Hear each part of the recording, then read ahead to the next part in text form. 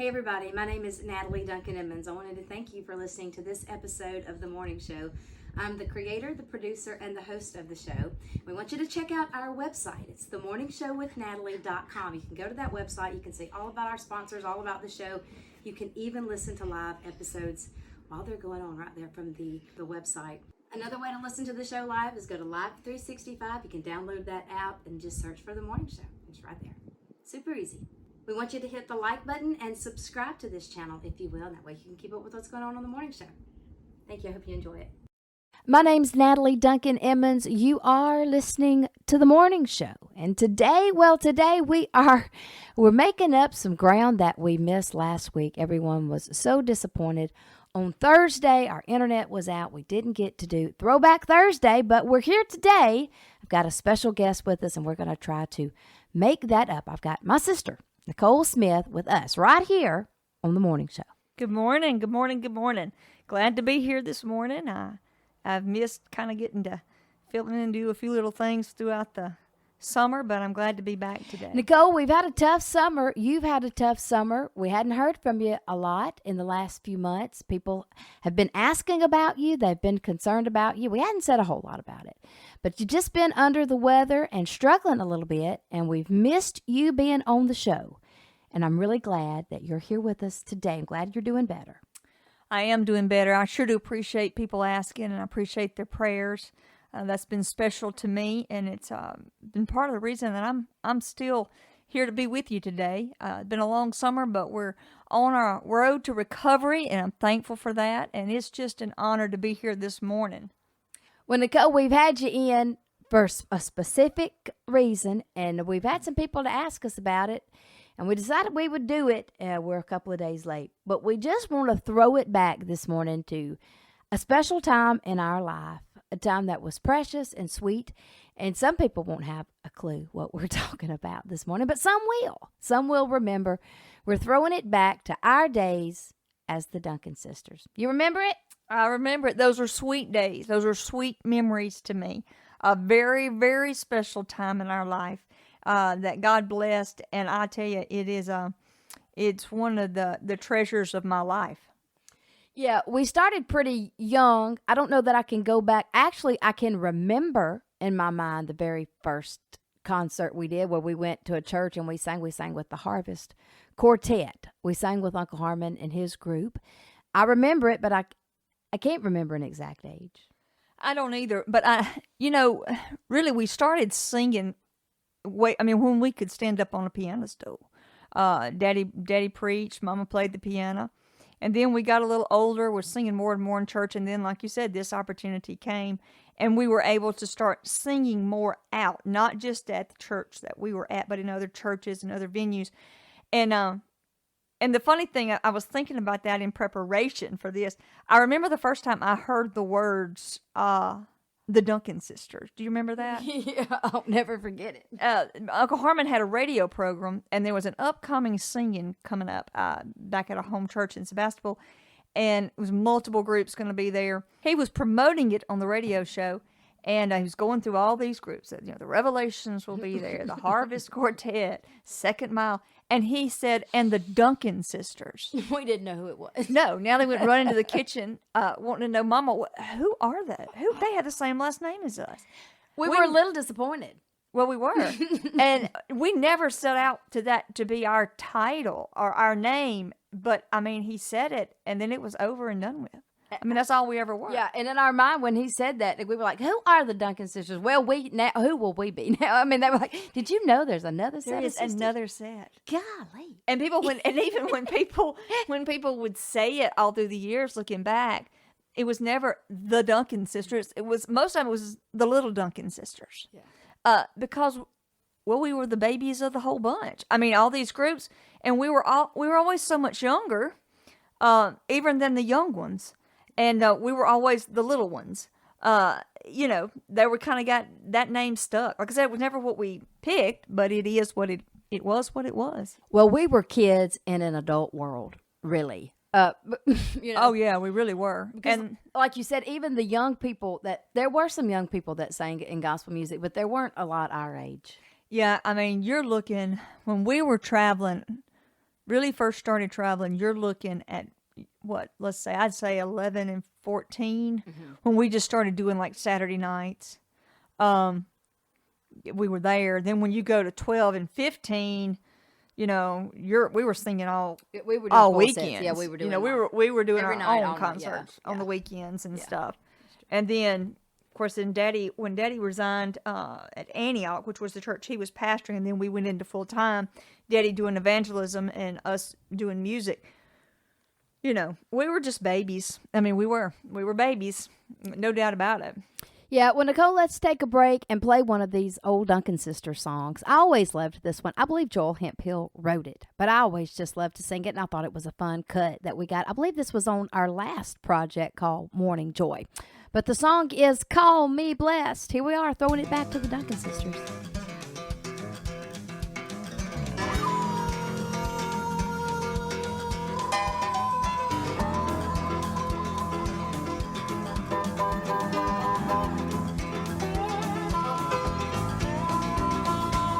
One day I read the book ground,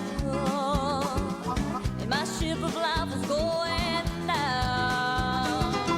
But Jesus came in my distress. Don't call me lucky, call me blessed. Don't call me lucky, call me blessed. This life of mine's no chance success. I know Jesus is my happiness. Don't call me lucky, call me blessed. Eyes to hear and eyes to see. Now I've got a wonderful family, place to lay my head and rest.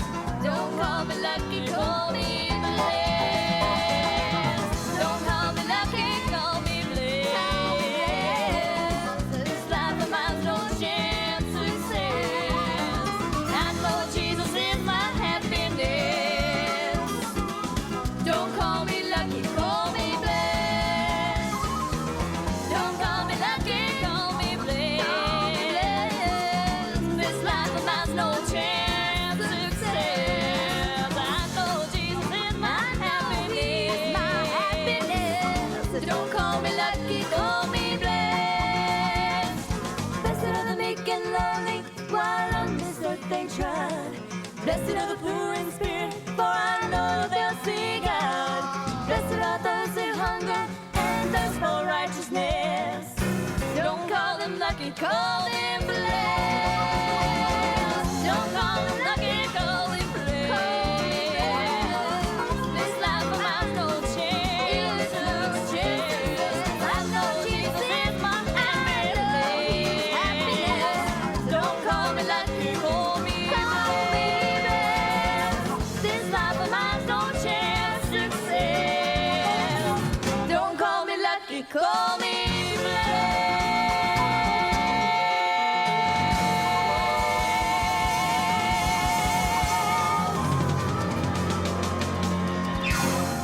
Well, we sounded like babies. Yeah, we sounded like babies, but that's what we did for years and years, a long time. Well, we did. And I get a question a lot of times from people when I see them here and there, especially people from the past, and they will ask, well, you're all still singing. And that is such a hard question to answer. I tell people, yes, we are still singing, because we are still singing. Music's still such a part of our life and in church ministry, but we don't travel like we used to. We don't record and travel and that kind of thing, but music is who we are and what we do. Yeah, it's absolutely the first thing everybody asks that says, "Yeah, you girls still singing?" We do still sing. I don't think there's anything to be taken lightly about ministry in the local church. I think it's extremely important. I think there's probably a lot of people out there who I wish would get involved and use their talents in the church. I think there's an extremely important place for it. I think there's an important calling. So we don't travel. We don't go out and travel on the weekends and things like that. But I still do consider us to have, I still consider music and ministry to be a vital part of what we do. Yes, and I love it when we get a little chance here or there to go do something or something special on a rare occasion. That's fun for me because it's just remembering kind of those years when we did travel, because they were sweet memories and they were good years. Well, Nicole, I wanted to go back and talk about this because everybody that knew the Duncan sisters, or that kept up with the Duncan sisters, they knew this song. They knew about this event. It was kind of a big deal when it happened. It was special to us.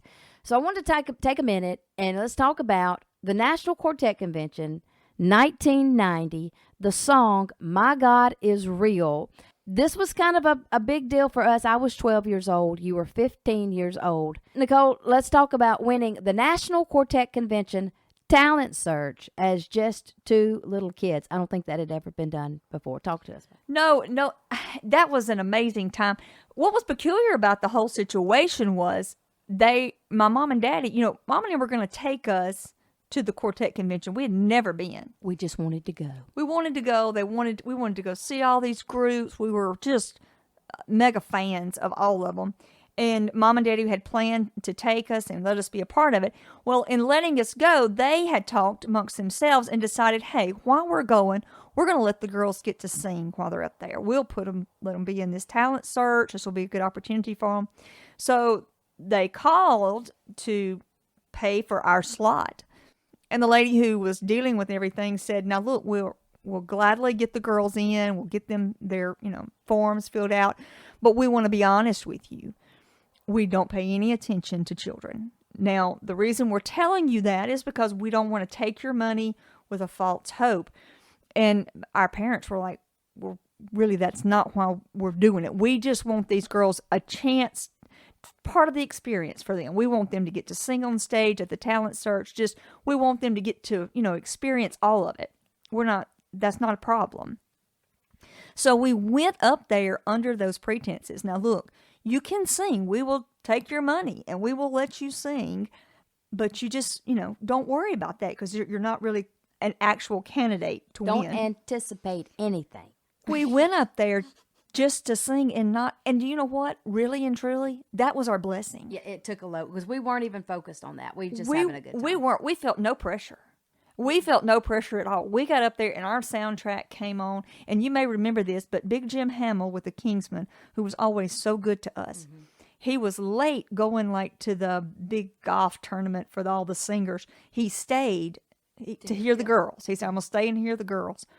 And he came to the contest and sat down there. And we weren't thinking about anything but that song and singing. And we did. And let me tell you something, we had a good time. Yeah. And that place come unglued. I'll say this about Big Jim Hamill, too. I've talked about Big Jim several times on the show. And if there was ever anybody who influenced my life, it was Big Jim Hamill. I want to do a whole throwback and a whole segment just to honor him one day. That would be a whole lot of fun, Nicole. We should do that. But I remember that day when we sang. I remember singing and having such a big time. And the crowd just responded in an amazing way to us. But it was always special to sing to Big Jim Hamill. And I remember him sitting on the front row. Listening to us, having a spell. I mean, just having a spell. And the circumstances and the environment that we were in was so easy and fun to sing. Who would not love to sing the audience was just beside themselves. And then you've got somebody like Big Jim Hamill, who is your personal cheerleader, just rooting you on. Yeah, he knew we were babies. Of course, he had a gift of taking young people and just encouraging them. And he was there, like I said, and God just poured his spirit and blessed it. And I'm telling you, we had a time. Never even dreamed anything else except, wow, that was awesome. And when it was over, we were supposed to pick up our score sheets or something. And of course we did, because they would always give you, if you did something like that, they would give you comments. Yeah, they would critique you, and we were like, oh, let's see what they said. And this little man come up and said, you need to be here tonight. You're in the top 3. We were so unexpected that we had to leave and go buy clothes for that. Because you were getting up on stage that night. It was like 20,000. It was sold out crowd. It's back when it was at Nashville.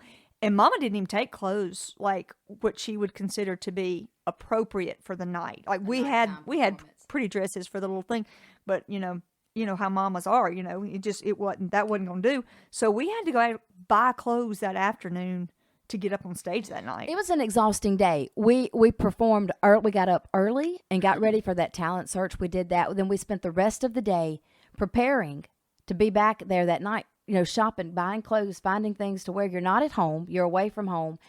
I remember, Nicole, I was the youngest of the group, so by that night I was exhausted. And they didn't announce. We knew we were in the top 3, but that's all that we knew. The only reason they told us that was to make sure we were there for when they announced the winners.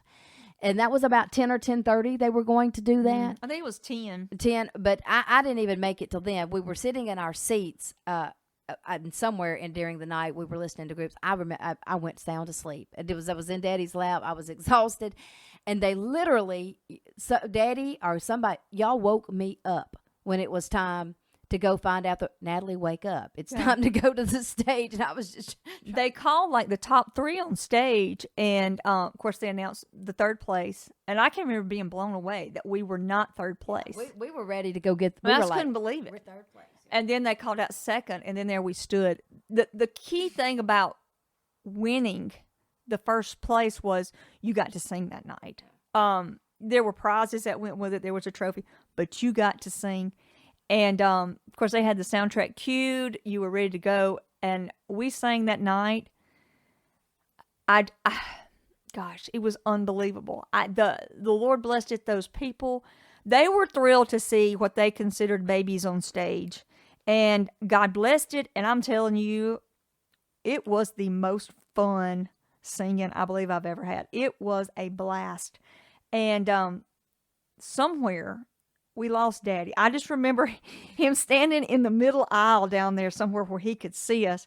And he was shouting, and somebody got so tickled. This whole little section got tickled because they realized that was our Daddy. Mm-hmm. And he was beside himself. We finished the song, and the MC goes, okay. And he was talking to you. I remember that because he said, all right, honey, I want to know how old you are. The oldest number I've got so far in guesses is 8. Because I did not look over 8. No, you didn't look over it, but you were 12.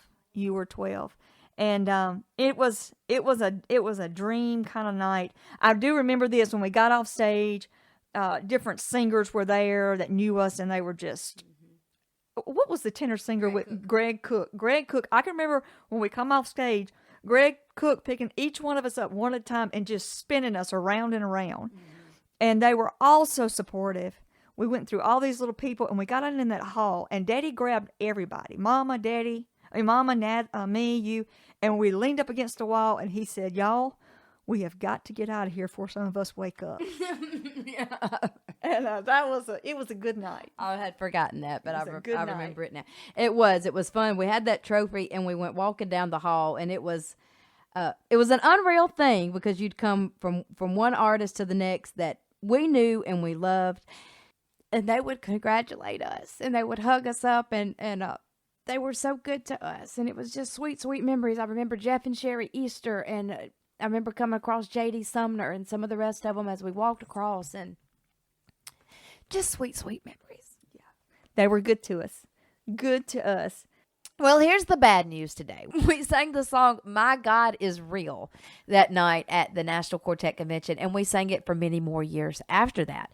That song is greatly connected to us, I guess, but Nicole, we do not have My God is Real on a CD.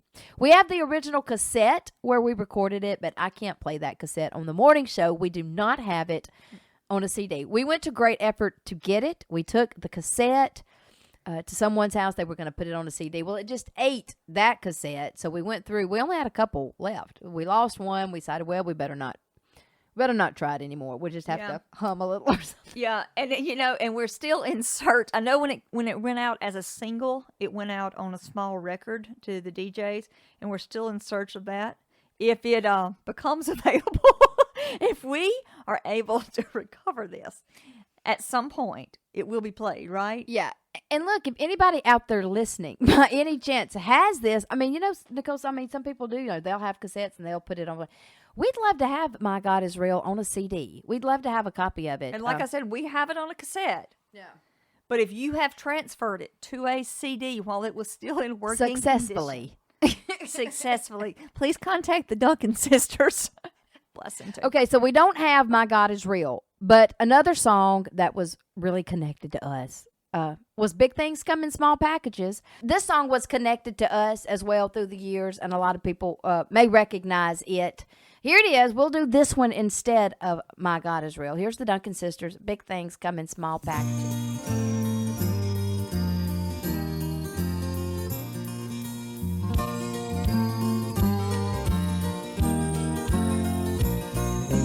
Big things come in small packages, like the power of a simple and a fervent prayer. With the faith of the mustard seed, you can move that mountain. It's all you need. God knows big things come in small packages. David stood before Goliath. His faith, it was put to the test. God said, David, just to use one stone, I'm gonna do the rest. Oh, and David said, I may be small, but with the power of God, I'm standing tall. And he took that one small stone and he watched the giant fall. I know that big things come in small packages, like the power of a simple and a fervent prayer. With the faith of the mustard seed, you can move that mountain. It's all you need. God knows big things come in small packages. When Jesus hung upon the cross, some said this must be the end. Oh, but Jesus said, just wait 3 days. I'm gonna live again. Oh, with one single drop from him, it covered over my every sin. One little drop of blood, I now can say I'm saved. And you know that big things come in small packages, like the power of a simple and fervent prayer. With the faith of that mustard seed, you can move that mountain. It's all you need. God knows big things come in small packages. Big things come in small packages. Like the tower of the with the faith of that mustard seed, you can move that mountain. It's all you need. God knows big things Come in small packages. The faith of the mustard seed, you can move that mountain. It's all you need. God knows big things. My God knows. He really knows. Now God knows big things. Come in small packages.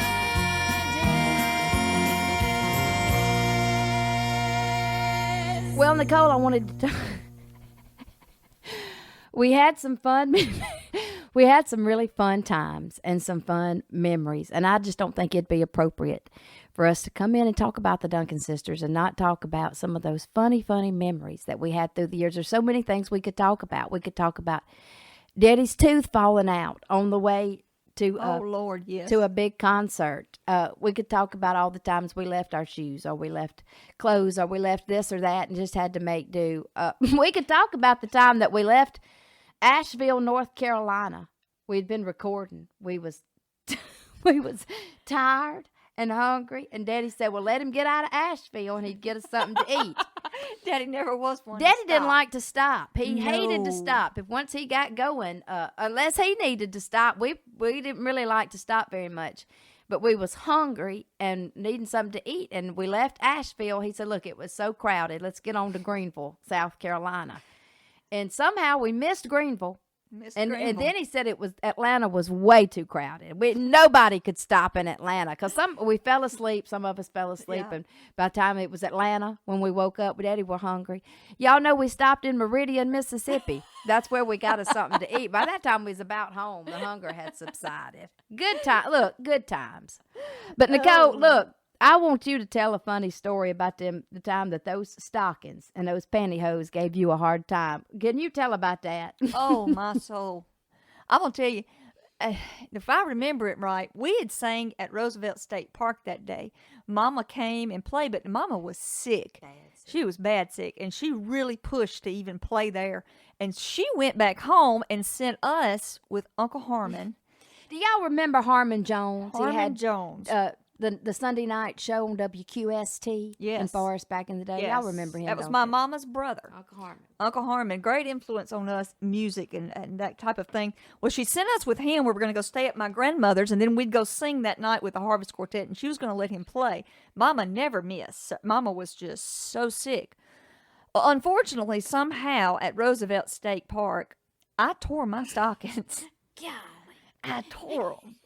And I remember I got to my grandmother's, and I was so upset because, I mean, in that day, you wouldn't have got up for nothing without No, stockings. We don't wear 'em much anymore, but then you didn't get on the stage without your honey, stockings you wouldn't on. have. I wouldn't have got. The Lord couldn't have blessed it. And Mama would probably. Woo, Mama, you wouldn't have got up without stockings on at all. And well, I was so upset, and I said, my grandmother said, "This is not a problem. I have stockings, and baby, you just wear mine." And in my mind, I thought, "Shoo, problem solved." Got through that. Never thought about the fact they were probably 2 sizes too big for me. That never crossed my mind. I put those stockings on, and we headed out to the singing that night. I can't remember what church it was. I think I know, but I'm not even going to say because I'm not positive. I just remember it was packed. And I can remember certain faces there. I remember chairs down the aisle. And I can remember just a huge crowd, including my boyfriend at that time, sitting right there on that front row. I can remember that. And we were singing, and about halfway through that session that we were doing with Uncle Harmon playing, I can remember thinking, these pantyhose are falling. and I thought, this is not good. And I quickly thought, what do we do? And we were singing a fast song started. I thought, this is not a problem at all. And I began to clap with the crowd. I'd side of my leg and try to grab them pantyhose. I know, well, every time I pat, if I can grab them and pull them up just a little bit, we can get through this. And I pat and beat till my leg was blue, grabbing at those pantyhose. We still had a whole nother song to go. Yeah. And unfortunately, it wasn't a clapper. I don't think Uncle Harmon was ever aware of what was going on. The man was totally oblivious. He never knew anything. I knew it. Oh, but I knew. And Natalie knew. I knew you. And I was sitting there singing that next song, and I am realizing as this song goes along, this is fixing to be bad. And I remember I had a T-length dress on, and I can remember changing my stance, trying to just kind of spread my feet out, broaden my stance to try to make some pressure on the top of those pantyhose because they were like at the top of my thigh. And we were getting this song, and it was the last song, and we were on the last chorus. And I'm telling you, I can remember sheer panic going through me, trying to hit those notes and thinking, God, please, God, do not let these things hit the floor. And we get to the last big note, and I was thinking, this is it. And I mean, everybody started clapping, and they were just, oh, praise the Lord, praise the Lord. And all of a sudden, I hear Uncle Harmon go, turn it around, girls. And I thought, God, take me home. I cannot do this. And we had to turn that thing around. You had to do the second verse, chorus, A bunch of it. another chorus, and tag it. And try not to get tickled because I knew what Nicole was going through. And when I could see it on her face, she was so glad we was to the end. And then Uncle Harmon said, turn it around. I know I was white as a sheet.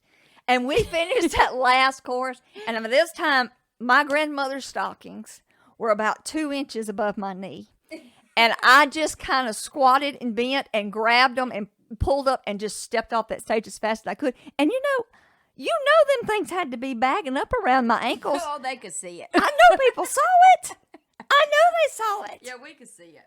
And oh, my word. Look, things just like Help that us, happen. Lord. And when Help you us, do it Lord. all the time, especially when you're kids, things just happen. Oh yeah, you can't prevent it. You can't prevent it. It's what happens. Now, the main thing to learn from this is that don't nobody borrow your grandma's stockings For no reason. for no reason. Don't do it. Don't you do it. Don't Under you do no it. circumstances. I mean, her heart's in it. She means well, but don't you do it. Well, you heard it here on the morning show. Straight from the Duncan sisters about those pantyhose. They'll get you in a whole lot of trouble. Well, if they can say anything about us, we just kept going, Nicole. There was many, many times we just kept it going. Yeah, and I think that's probably one of the many lessons that we learned through those years. And Mom and Daddy taught us that a lot. You get places and things ain't right, and this ain't right, and this isn't what it's supposed to be, and this one didn't do this or that. Get up and sing. You get up and you share the gospel. You get up and you sing about Jesus. You get up and you do it. And you do it no matter what. If the pantyhose fit, that's fine. If the equipment's working good or if it's tore up, it doesn't matter. What matters is that you get up and you keep going. And that's been a valuable lesson that we've had to apply in our life. But we learned that in some early years. We learned that in some early years.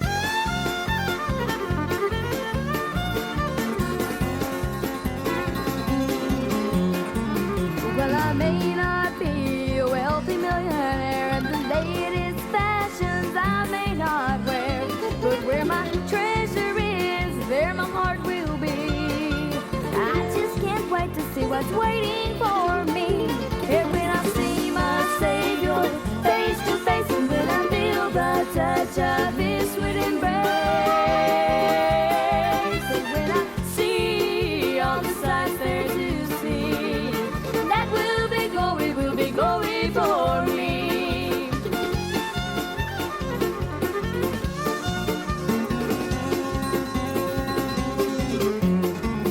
Now I don't live on a mansion on the hill.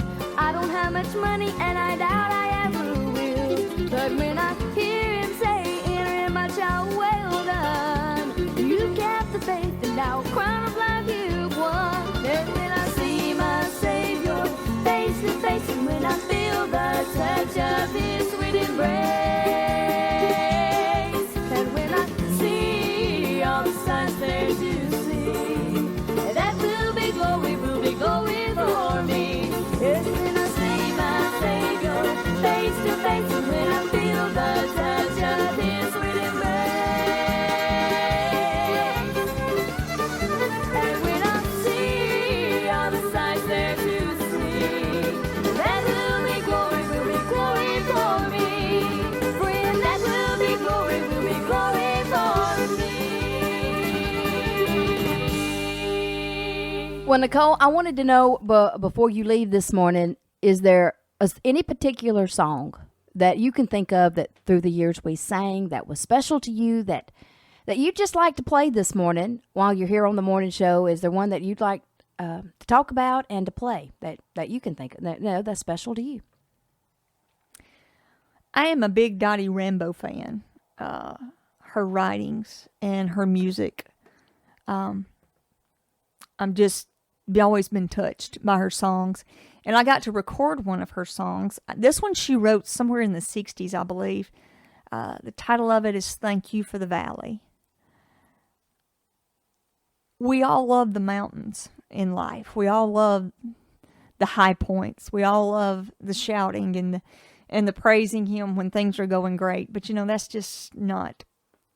The reality is we don't stay there. The reality is life is full of valleys too.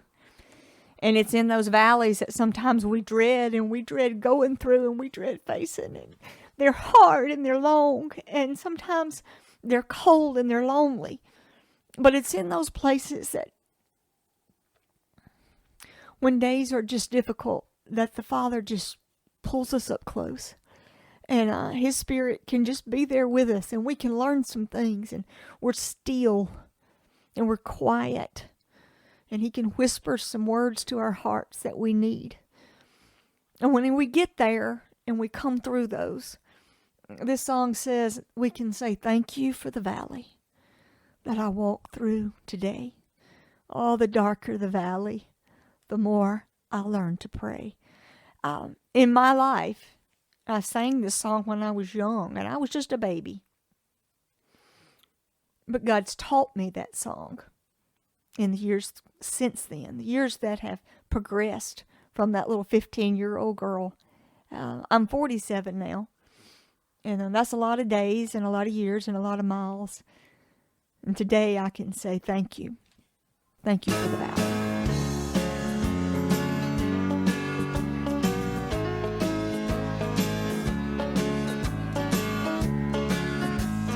Thank you for the valley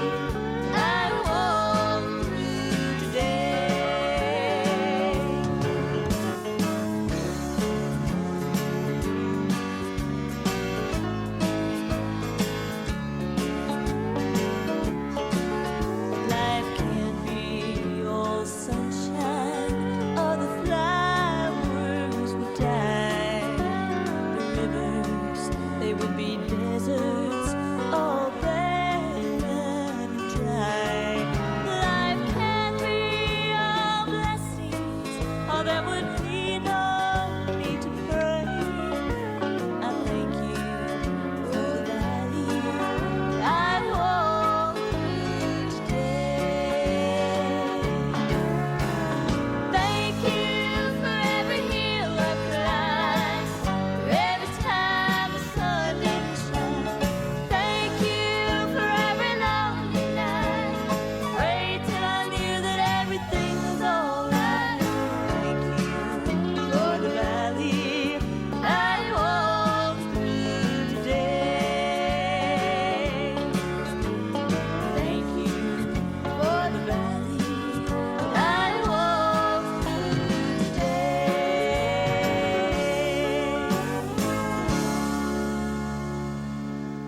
Well, Nicole, I wanted to thank you for spending some time with us on the morning show. I know some days you feel pretty good, and some days it's still a little bit of a struggle. And I'm glad that today that you felt like coming and being a part.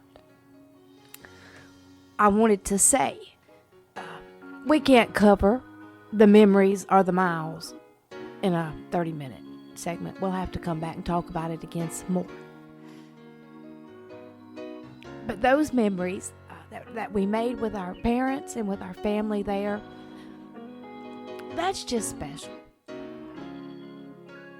And there's nobody else that I had rather, in that time, stood on the stage with and sang with, or today, for 47 years. There's nobody I'd rather stand on the stage with and sing with you. And in these last, my 47 years, sometimes we've just limped up on that stage. And we could barely stand there. Sometimes it's a shouter, man. Sometimes you get up there and just shout out the victory. Sometimes you just crawl up there. And sometimes we really can't say a lot. But we've always managed to find a song to sing. He's our song.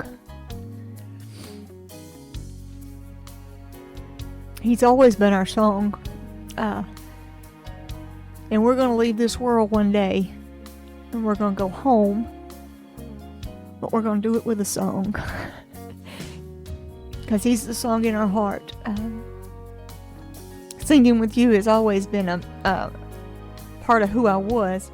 I told somebody one time, I said, she is the exhale to my inhale. My other part of my breath. And I mean that with all sincerity. I think I can read your thoughts, whether we're on stage singing or we're sitting across the living room laughing. Or you're listening on the morning show. Oh, I'm listening on the morning show. I'm listening on the morning show. I know about, most of the time I can just about guess what your next word's going to be. And that's good. It should be that way. Well, Nicole, we made a lot of connections and a lot of friendships and relationships in those years that here I am, 47, and on the morning show, and I never dreamed I would be here because... You ain't 47. I'm 47. I've said that throughout this whole interview. I think I've said over and over I'm 47, so I'm No, not... I'm 47, Natalie. Shoo! I'm just 44. I'm just 44. I'm 47 and you 44. Okay, I I know want to that's make right. sure everybody heard that correction. I'm 44. Nicole's the old one. She's Yeah. Yeah, I was born in 75. I was born in 78. So I'm 47. Okay, so now we've got it correct. I really do know how old I am, but I'm sitting here. I'm thinking about her. Here we are. Yeah, I am 47. Okay. So, where was we going with that? I said I'm 40. Oh, here we are on the morning show. Oh, And- yeah. And I still Still go making back. connections. Yeah, I'm still going back, which is kind of strange that here I am on the radio because, ladies and gentlemen, I was the one in the group that was, I was allowed to sing. Every night I got to sing. I got to sing every night, but I was never going to say anything on that stage. And in case I forgot, I was reminded pretty quickly to be quiet up there on that stage. So here I am doing the talking, and that's the craziest thing in the world because Nicole's a much, much